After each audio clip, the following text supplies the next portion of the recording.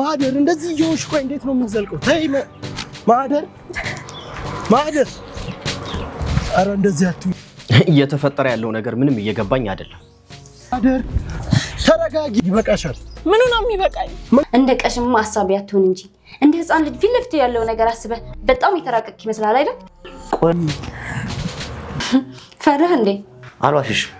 ነገሩ ሁሉ ያልጠበቅኩት ስለሆነ በጣም ገርሞኛል። ቤታችሁ ሄደሽ ረፍት አድርጊ። በዛም ደግሞ ስለተፈጠረው ነገር ከነሱ ጋር መነጋገር ያለብሽ ይመስለኛል። ምንም ያው የዲናን ጉዳይ ነው። ማደር የገዛ ጓደኛሽ መክሊት ራሱ ይሄን ልትነግርሽ ፈቃደኛ አልነበረችም። ቆይ ማንን ነው የጠረጠርሽው? ምናልባት ኒያም ወይ ደግሞ እቺ አዲሷ ልጅ ጓደኛ ያልካት። ምክንያቱ ይሄ ነገር የሀብትና የንብረት ውርርስ ብቻ ሳይሆን የበቀል መንገድም ጭምር ነው። ምንድነው ተማክረን የምንጨርሰው? የዲና እህት፣ እሺ አንቺ ምን እያሰብሽ ነው? የኔ በህይወት መኖር ምስጢርነት ማብቃት አለበት። ምን? የኔ ሞትም እኮ ትርጉም አጥቷል። እንዴት እንደዛ ሊሆን ይችላል? ለምን አናስተናግድሽም መክሊት? በሰዓቱ እኮ የዲና መጥፋት እኮ እኛንም ሁላችንንም አስደንግጦን ነበር። ሀሳባችን መንገዳችን ሙሉ በሙሉ መቀየር አለብን ማለት ነው። እሺ አንቺ ምን ልታደርጊ ነው ያሰብሽው? ምን ማለት? ሊያስረዳኝ የሚችል ሰው አለ? የሞት ተጠያቂ የነበረችው ዲና ናት። መንገድ ለመንገድ እያለቃቀሱ መሄዱ አግባብ ነው ያለሽ?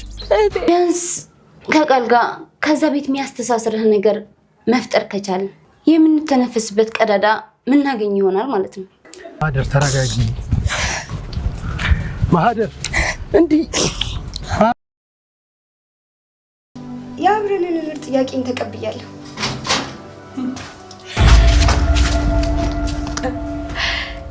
ትንሽ ዘገየሽ። ይኸውልሽ በእኔ ያለሽ እምነት ይሄን ያህል ከሆነ አላስጨንቅሽም።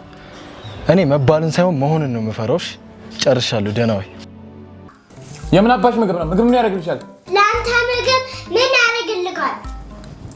ቹቹን ይዘሻጣፋሻ እና ታዲያ መጋዘን መጥቻ አጣጣችኋል እንዴ? ከብዙ ወንዶች ጀርባ አንድ ቆንጆ ሴት አለች። ከነዛ ቆነጃጅ ሴቶች መሃል ደግሞ አንዷ እኔ ነኝ ማለት ነው።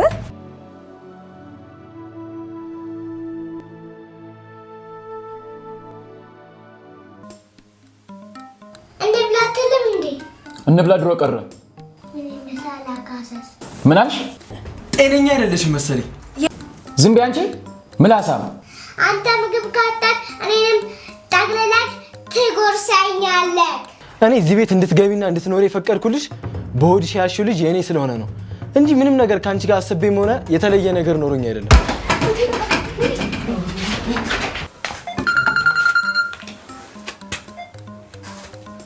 ሄሮላት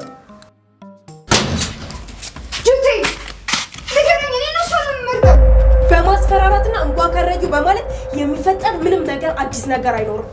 እንጂ እንደ ዳማ ቆርኪ በተንሽ ፍቅር እዛ ሄደሽ ከበተንሽበት ፈልጊ። ካስፈልጌ ነው። የምን አባሽ ጋዝ ነው? ምን ያደርግልሻል? ምግብ ልሰራ ነው። የሰው ቤት ሳያስፈቅዱ ዘው ብሎ መግባት ነውርና በህግ እንደሚያስቀጣ አታውቂም? ምን?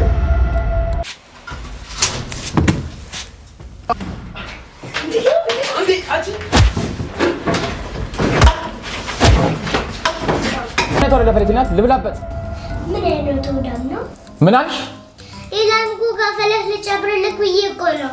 አተኔን በጨሬ አታለ እዛ መተህ ትቀመጣለህ። እኔ ባል እኔ እናንተ ማል በተፈጠረው ክፍተት እንደ ትንሽ ዘላ ይገባችኋል። እቺን ትንሽ ትንኛ አስወጣና እኔ እናንተ በቃ በፍቅር እንኑ።